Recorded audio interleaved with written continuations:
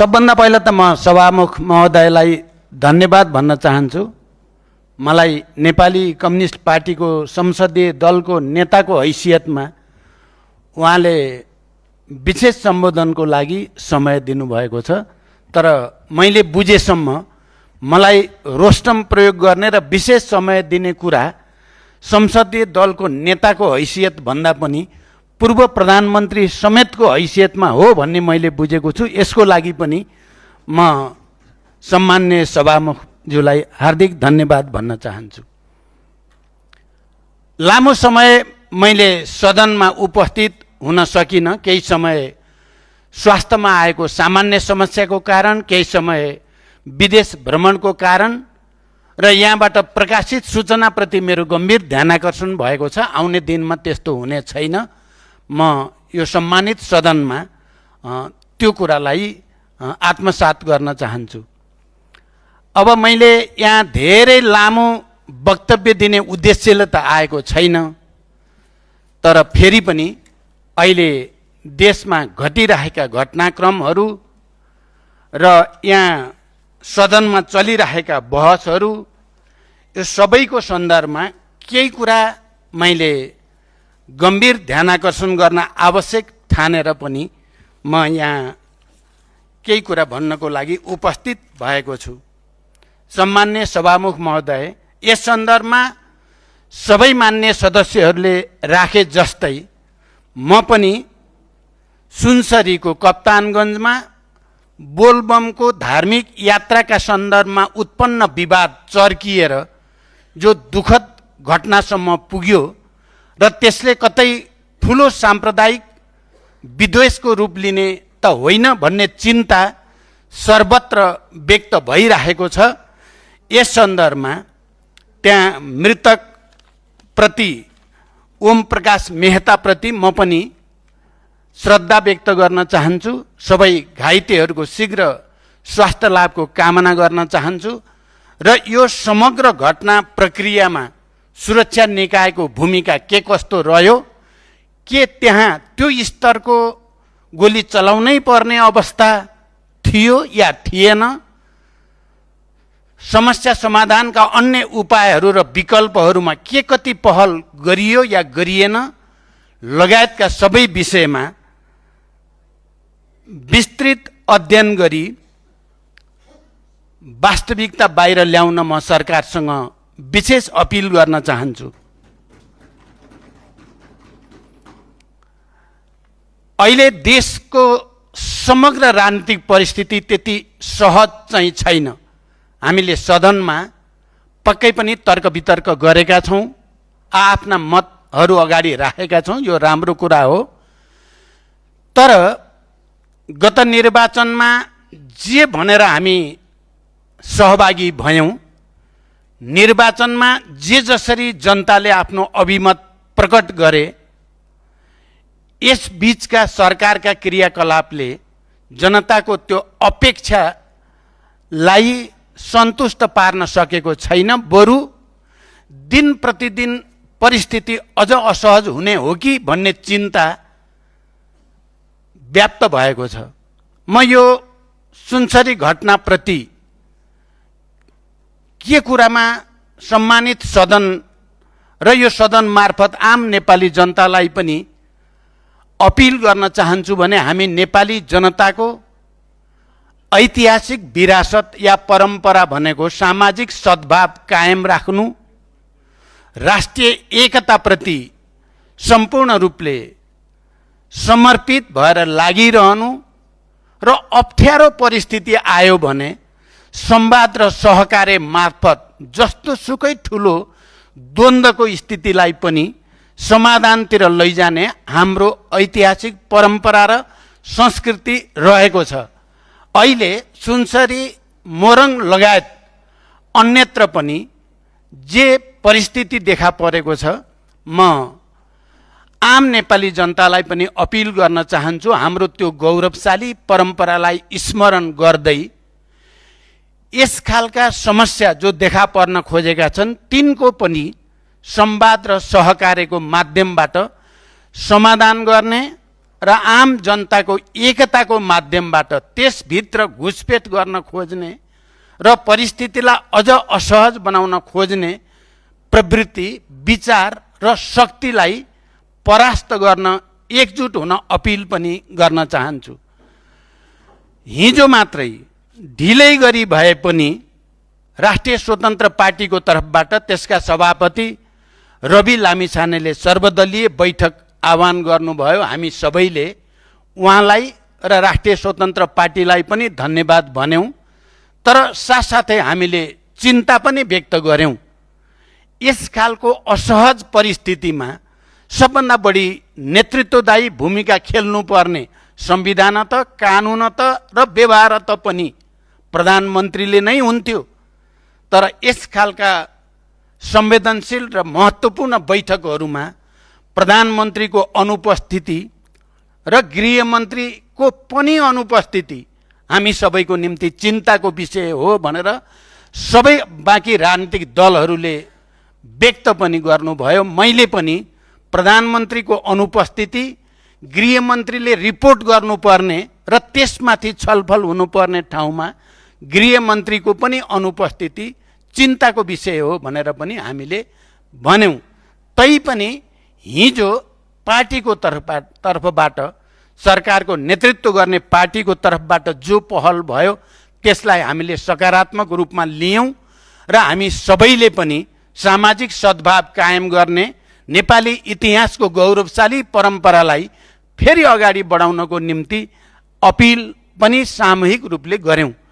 त्यति बेला मैले भनेको थिएँ, हामीले खास गरिकन देशमा निकै ठुलो गृहयुद्ध, निकै ठुलो द्वन्द्व हामीले जसलाई जनयुद्धको रूपमा परिभाषित गर्यौँ, त्यसलाई शान्ति प्रक्रियामा ल्याउने क्रममा पनि हामीले संवाद र सहकार्यलाई नै अन्तिम उपायको रूपमा लियौँ, प्रयोग गर्यौँ र त्यसबाट एउटा ऐतिहासिक उदाहरण हामीले देशमा मात्रै होइन विश्वको अगाडि पनि प्रस्तुत गर्यौँ, जसलाई विश्वले पनि त्यसलाई राम्रोसँग आत्मसात गर्यो र हामी सबै नेपालीको निम्ति एउटा गौरव, हाम्रो शान्ति प्रक्रिया एउटा सफल शान्ति प्रक्रियाको रूपमा एउटा परिवर्तनकारी शक्तिको रूपमा स्थापित भएको छ।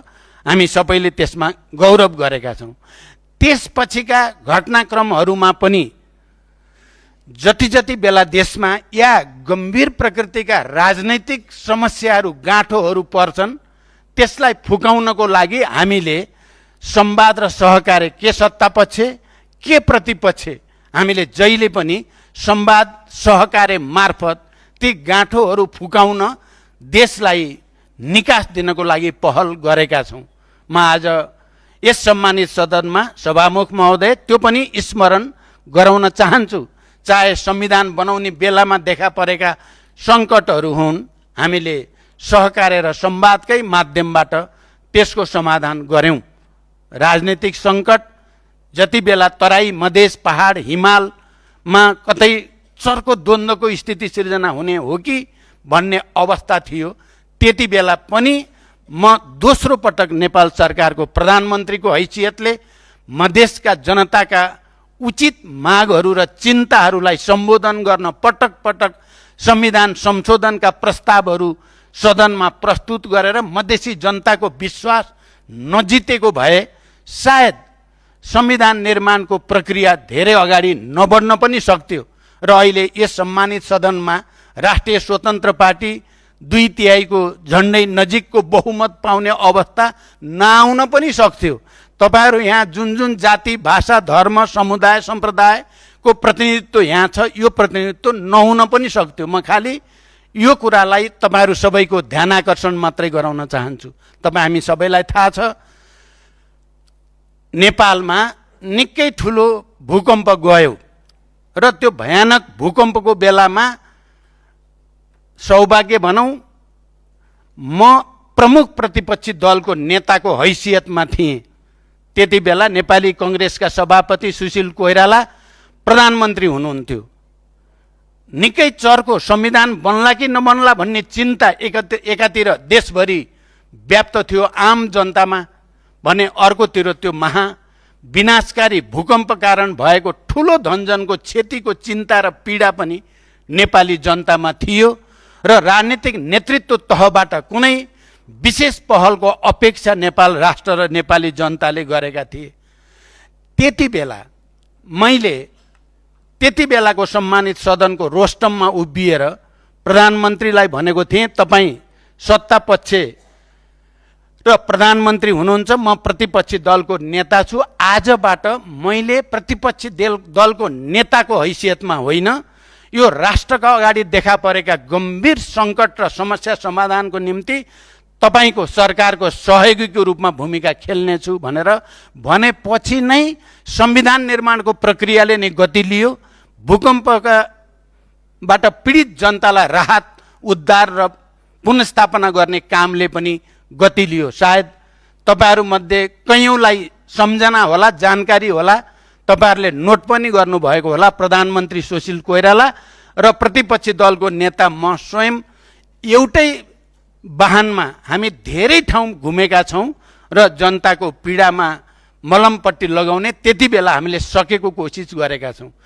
त्यसै गरी निकै ठुल्ठुला बाढी पहिरोबाट क्षति, धनजनको ठुलो क्षति भएको बेलामा पनि हामीले अझ भन्नुहुन्छ भने मैले त्यति बेला यो परिवर्तनको एउटा वाहकको हैसियतले, शान्ति प्रक्रियाको एउटा हस्ताक्षरकर्ताको हैसियतले, सङ्घीय लोकतान्त्रिक गणतन्त्र स्थापनाको एउटा नेतृत्वकर्ताको हैसियतले मैले नै पहल गरेर त्यस खालको अवस्थामा पनि राष्ट्रिय एकता सुदृढ गर्ने, संवाद र सहकार्यको माध्यमबाट अगाडि आउने पहल गर्यौँ र त्यसले सकारात्मक उदाहरण पनि प्रस्तुत गर्यो। सभामुख महोदय, अहिले पनि देशको राजनीति सहज भएको छैन।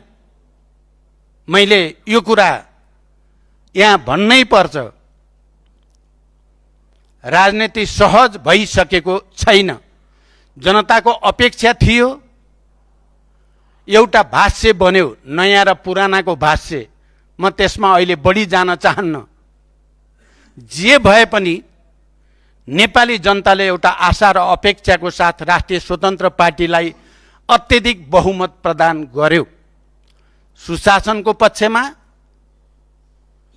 सामाजिक न्यायको पक्षमा, आर्थिक विकास र समृद्धिको पक्षमा एकपछि अर्को काम हुँदै जाला भन्ने आशा अपेक्षाबाट विगतमा भएका व्यथिति र अराजकता, जसलाई मैले त्यति बेला पनि भन्ने गरेको थिएँ, व्यथिति र अराजकताको जिम्मेवारी राजनीतिक नेतृत्वले लिनुपर्ने हुन्छ।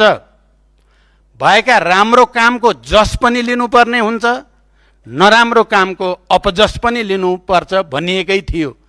सुशासन, सामाजिक न्याय र आर्थिक समृद्धिको यात्रामा हामी अगाडि बढ्दै थियौँ। अहिले जनताको अपेक्षा अनुसार काम नभएको भन्ने कुरा जताकतै सुन्न थालिएको छ। मैले यही रोस्टमबाट पहिलोचोटि भन्दा सरकारलाई केही सुझाव, केही टिप्पणी र केही सामान्य आलोचनाको रूपमा मात्रै कुराहरू राखेको थिएँ र मेरो अपेक्षा थियो आउने दिनमा सरकार एकपछि अर्को गम्भीर र जिम्मेवार पूर्ण कदम चालेर नेपाली जनताको आशा अपेक्षा पूरा गर्न अगाडि आउनेछ। तर यसबीचका क्रियाकलाप त्यस प्रकारका रहेनन्। बडो गम्भीर ढङ्गले म भन्न चाहन्छु, त्यस खालका रहेनन्। बरु एकपछि अर्को नकारात्मक उदाहरणहरू बन्दै गए। चाहे त्यो सुकुम्बासी प्रकरणको कुरा होस्, चाहे त्यो ट्रेड युनियनसँग सम्बन्धित अधिकारको कुरा होस्, चाहे त्यो विद्यार्थीसँग सम्बन्धित कुरा होस्, चाहे नेपालको भौगोलिक सिमानासँग सम्बन्धित कुरा होस्। म लामो व्याख्यामा जान खोजिराखेको छैन। सिमानाको कुरा होस्, राष्ट्रिय स्वाधीनतासँग सम्बन्धित सबभन्दा संवेदनशील प्रश्नको बारेको कुराहरू हुन्, या लगानी, उत्पादन, रोजगारी, पुँजीगत खर्च, राजस्व सङ्कलन, बजारको विकास लगायतका कुरा हुन्, चाहे कर प्रणालीसँग सम्बन्धित कुरा हुन्, जनता झनपछि झन झस्केको जस्तो सरकारले राम्रो गर्ला भनेको त फेरि अझ कतिपय बेला त तपाईहरुले भन्ने गरेको पुरानाहरूभन्दा पनि पछि पर्ने हो कि भन्ने चिन्ता पनि व्यक्त भएको छ। म अझै पनि चिन्ताको साथ भन्दैछु, मान्य सदस्यहरू, यस खालका कुराहरू पनि देखिएका छन्। अनि संविधान संशोधनको कुरा, लोकतन्त्र सुदृढीकरणको कुरामा जसरी सरकार प्रस्तुत भयो, त्यसले कहीँ कतै यो संविधान जो हजारौंको बलिदानबाट र धेरै ठुलो त्याग र तपस्याबाट, लामो सङ्घर्षबाट प्राप्त भएको समावेशी लोकतन्त्र सहितको संविधानलाई पुनर्लेखनै गर्न खोजिएको त होइन, या संविधानलाई कुनै न कुनै रूपले अझ पछि कमजोर पार्ने उद्देश्यद्वारा अगाडि बढेको त होइन भन्ने प्रश्न पनि आम जनतामा अहिले देखा पर्दै गएको छ। त्यसैगरी लोकतन्त्रको मामिलामा सरकारका काम कारबाहीहरूले कतै निरङ्कुशतातिर जाने त होइन भन्ने चिन्ता पनि व्यक्त भएको छ। हामी अहिले हेर्यो भने चाहे तराई मधेसमा हेरौँ या माइती घर मण्डलामा दिनदिनै जस्तो विभिन्न रूपमा, कहिले लघुवित्तको नाममा, कहिले दलितहरूको नाममा, कहिले के समुदायको नाममा हुने गरेका विरोधहरूलाई हेरौँ, ती सबैले के देखाउँछ भने कहीँ न कहीँ स्थिति गम्भीर छ। म लामो व्याख्या नगरी जसरी यो सरकार बन्ने अवस्थासम्म आयो, कतै कसैले, यो मेरो चिन्ता मात्रै हो, मेरो अहिले निष्कर्ष र कसैमाथि आरोप होइन, त्यो ढङ्गले नलियोस्। यो सरकारलाई पनि फेरि असफल साबित गर्ने, यो सरकारले पनि शान्ति सुरक्षा कायम गर्न सकेन, जनताको आर्थिक विकास र समृद्धिको आकांक्षा सम्बोधन गर्न सकेन, यो सरकारले पनि सुशासन कायम गर्न सकेन। त्यसकारण नेपाललाई असफल राष्ट्र बनाउने र अर्को ठुलो दुर्घटना त हुने होइन भन्ने गहिरो चिन्ता म तपाईहरुको अगाडि व्यक्त गर्न चाहन्छु। यस अर्थमा यो सरकारलाई असफल हुने छुट पनि छैन। तपाईहरु असफल हुनुभयो भने तपाईहरु मात्रै असफल नहुने, नेपाल राष्ट्र नै असफल हुने खतरा छ। त्यसकारण मैले तपाईहरुलाई गर्ने सुझाव, आलोचना, टिप्पणी यो राष्ट्रको राष्ट्रिय स्वाधीनता, नेपाली जनताको लोकतान्त्रिक अधिकार, यो सबैको संरक्षणको निम्ति अनिवार्य छ भन्ने ठानेर म यो कुरा भन्दैछु। तर कता कता हिजोको सर्वदलीय बैठकको मात्रै कुरा होइन, सम्माननीय राष्ट्रपतिले यही रोस्टमबाट, यही मञ्चबाट सरकारकै नीति कार्यक्रम वाचन गर्दै गर्दा प्रधानमन्त्री बीचमा उठेर हिँडेको कुरा संसारले हेरेको छ। सम्पूर्ण नेपाली जनताले गहिरो गरी त्यसलाई लिएको छ। गणतन्त्र दिवसको दिन सधैँ नै प्रधानमन्त्रीले सम्बोधन गर्ने हाम्रो लोकतान्त्रिक परम्परा छ। त्यो दिन प्रधानमन्त्रीले गणतन्त्र दिवसको दिन आफू खुला मञ्चबाट या शाही सैनिक मञ्चबाट सम्बोधन गर्ने कुराबाट पन्छिनु र राष्ट्रपतिलाई तपाईं नै बोल्नुहोस् भन्नुलाई पनि नेपाली जनता र बुद्धिजीवीहरूले कसैले पनि सहज रूपमा लिन सकेका छैन। अनि सरकारको नीति कार्यक्रम र बजेटका सन्दर्भमा म बडो गम्भीरताको साथ, सभामुख महोदय, बडो गम्भीरताको साथ भन्न चाहन्छु, कतै यो सरकार एउटा निश्चित उपल्लो वर्गको हितमा मात्रै केन्द्रित त होइन, यसले श्रमजीवी जनता, मजदुर, किसान, गरिबहरूतिर भन्दा उच्च मध्यम वर्ग र माथिल्लो वर्गतिर मात्रै ध्यान दिएको र श्रमजीवी जनताप्रति व्यवस्था गरेको भन्ने प्रश्न उठेको छ। म सरकारलाई यी विषयहरूलाई सामान्य रूपमा होइन, गम्भीर रूपले लिन विशेष रूपले आग्रह गर्न चाहन्छु। यदि सरकारले एउटा वर्ग विशेष, अझ त्यसमा पनि माथिल्लो वर्गको हितलाई मात्रै ध्यान दिने, किनकि नीति कार्यक्रमका सन्दर्भमा पनि बजेटका सन्दर्भमा पनि त्यसको स्पष्ट सङ्केत देखिएकै छ। कतै हामी जानेर वा नजानेर हामी त्यतातिर धकेलिँदै त गएका छैनौँ। यसले देशमा फेरि अर्को एउटा ठुलो विग्रहतिर जाने त होइन, जसलाई राष्ट्रले धान्नै नसक्ने अवस्था आउने त होइन भन्ने प्रश्न बजारमा छन्। तपाईहरुले पनि सुन्नु भएको छ पक्कै। मलाई लाग्छ तपाईहरु यसमा बेखबर हुनुहुन्छ भन्ने मलाई लाग्दैन।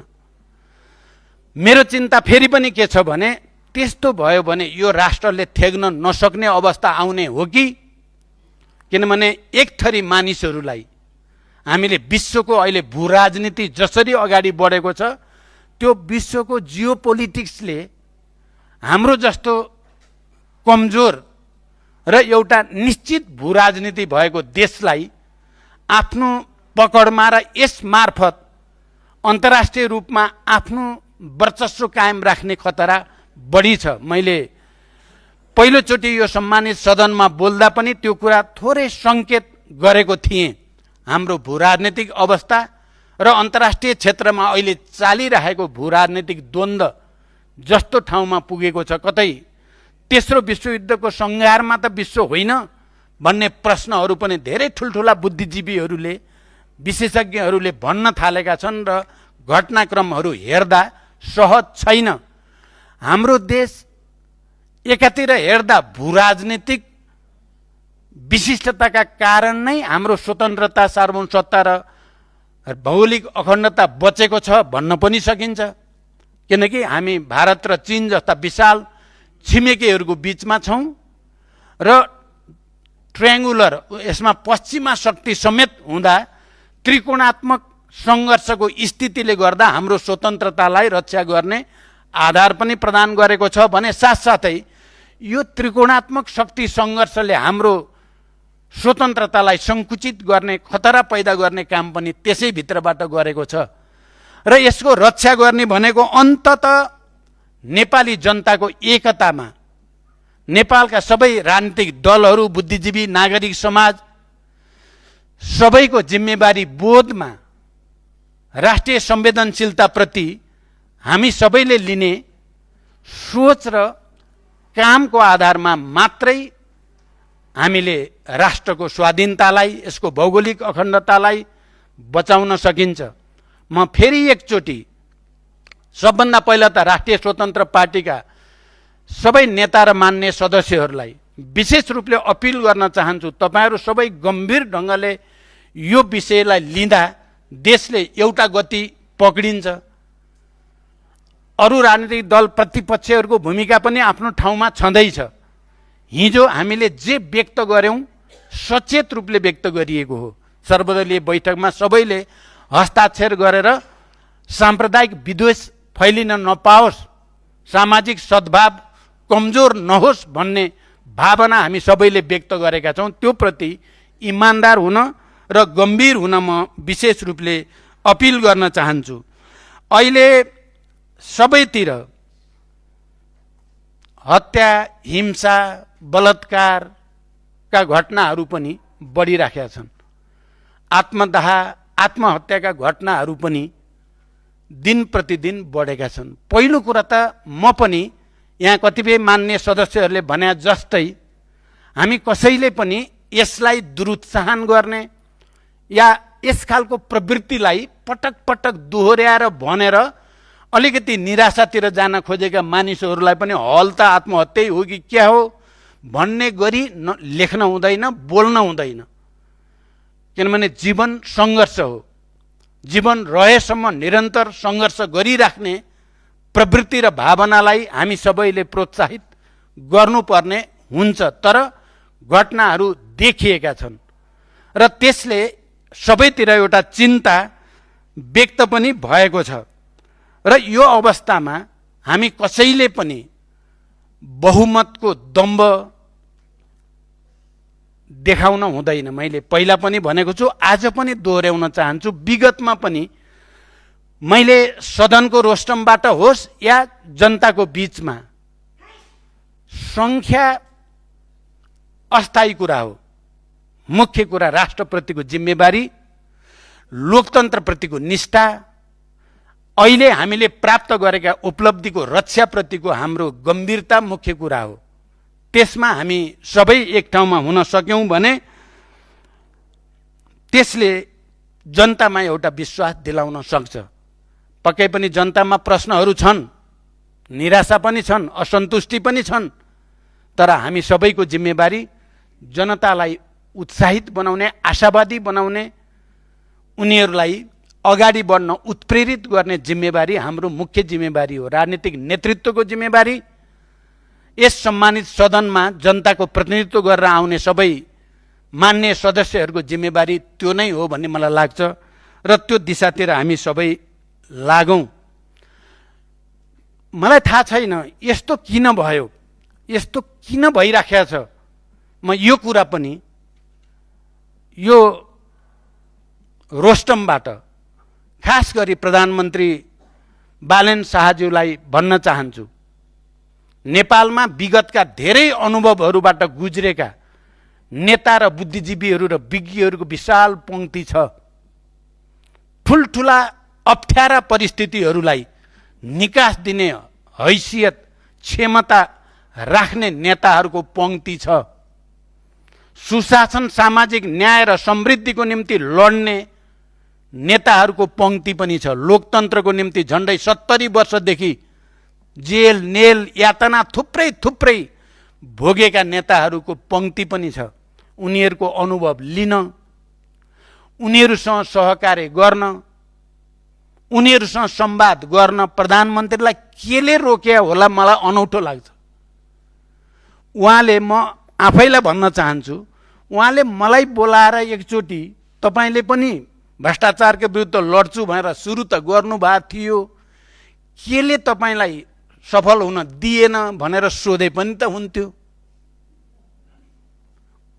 केले रोके उहाँलाई? आफ्नै अहङ्कारले रोके हो कि म पर्याप्त छु, मलाई कोही चाहिँदैन भन्ने खालको हो कि?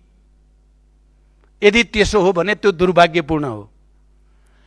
चाहे नेपाली कांग्रेसमा भनौँ या नेकपा एमालेमा भनौँ या अन्य राजनीतिक दलहरूमा पनि आफ्ना धेरै सङ्घर्षका अनुभवहरू छन्, जुन तपाईहरुको सरकारको लागि धेरै ठुलो सहयोगी हुन सक्छन्। ती अनुभवहरू, त्यो अनुभव लिन कन्जुस्याइ गर्नुपर्ने कुनै कारण छ र? मलाई लाग्छ त्यस्तो जति उदार मनले काम गर्न सक्यो त्यति देशको पनि जनताको पनि तपाईहरुकै पनि हित हुनेवाला छ। तपाईहरु जति संवादबाट टाढा जानुहुन्छ, जति प्रतिपक्षहरूलाई अवमूल्यन या अपमानित गर्नुहुन्छ या जनताको एउटा वर्ग तह तबकालाई व्यवस्था गर्ने कोसिस गर्नुहुन्छ, त्यति राष्ट्र पनि जनता पनि र तपाईहरु पनि हामी सबै अप्ठ्यारोमा पर्छौं भन्ने कुरा पनि म भन्न चाहन्छु। मैले अहिले देखा परेका अरु थुप्रै घटनाहरूको लामो व्याख्या गर्न सकिन्छ। अहिले म त्यतापट्टि मैले सुरुमै भने म जान चाहन्न। दुनियाँमा अप्ठ्यारो पर्दा मानिसहरूले ज्यान फाल्ने गरेका थुप्रै उदाहरणहरू छन्।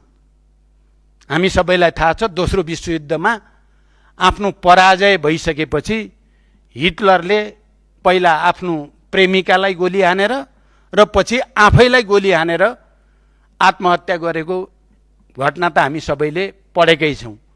यसलाई एउटा नकारात्मक परिघटनाको रूपमा हेर्यो भने थुप्रै व्यक्तिहरूले यो विषयमा दार्शनिक रूपले लेखहरू पनि लेखेका छन्। मान्छेले आफ्नो जीवनको औचित्य समाप्त भयो भन्ने ठान्यो भने उनले मृत्युवरण गर्न पाउँछ कि पाउँदैन? अहिले भर्खरै पनि एउटा ठुलो बहस युरोपमा चलेको छ।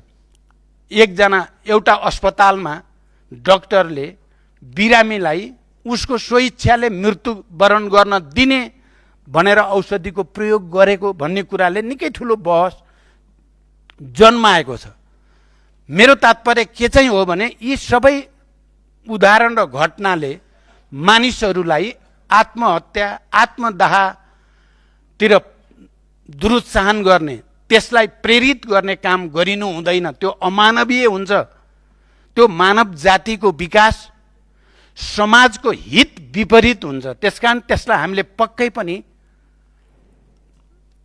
प्रोत्साहित गर्न हुँदैन। तर यसको अर्थ सरकारले फेरि यसका पछाडिको कारण के छ भन्ने कुराको गहिरो खोजी नीति गरेर यस खालका घटना दोहोरिन नदिन के उपाय अपनाउनु आवश्यक छ भन्ने कुरा खोज्नु भने फेरि बिल्कुल छोड्न हुँदैन।